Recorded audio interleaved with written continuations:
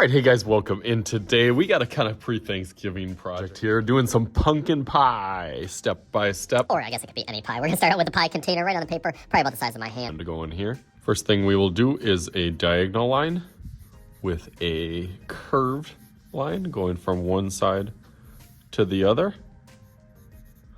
This can kind of be for my younger viewers if you want. You can kind of start out with a dot and then kind of connect it, and then connect over here.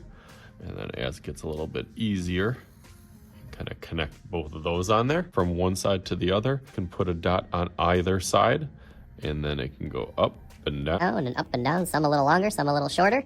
The next part is kind of up to you, depends on your preference. I am probably not the biggest fan of pumpkin pie, but I guess more traditionally pumpkin pie would be kind of flat and then have your cream in the middle. The other pies will have that kind of crust that raises above and is designed a little bit more like that. So you can do it whatever way that you want. Start off the same way, but then they kind of tweak and kind of change. This one I'm gonna do has a little bumps on the outside, and then we'll arch from there all the way up towards that middle.